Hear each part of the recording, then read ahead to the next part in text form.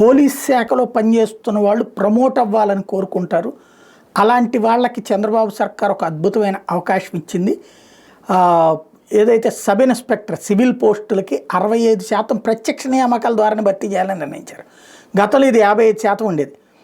ASI head కానిస్టేబుల్కి పదోన్నతి కల్పించడం ద్వారా 30%, reserve sub inspector of police ఆర్ఎస్ఐలు అంటారు, ఏపీఎస్పీ, ఎస్ఏఆర్ఎస్పీఎల్ నుంచి బదిలీ ద్వారా 5% పోస్టు భర్తీ చేయాలని నిర్ణయించారు.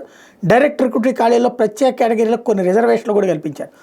పోలీస్ ఎగ్జిక్యూటివ్స్కి 5%, పోలీస్ మినిస్టీరియల్స్కి 1%, క్రీడల్లో మెరిట్ ఉంటే 2%, పోలీస్ సిబ్బంది పిల్లలైతే 2%, డ్యూటీలో ఉండగా మరణించిన వారి పిల్లలకి 2%, ఎన్సీసీ వాళ్ళకి 3% రిజర్వేషన్లు, ఆర్ఎస్ఐ రిజర్వ్ సబ్ ఇన్స్పెక్టర్ నుంచి ఎస్ఐ కావాలనుకునే వాళ్ళకి 5% కేటాయించారు.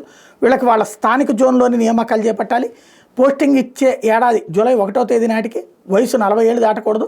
పైగా వాళ్ళు ఎస్ఏఆర్ఎస్పీసీఎల్, ఏపీఎస్పీల్లో కనీసం 5 ఏళ్ళు పనిచేసి ఉండాలి.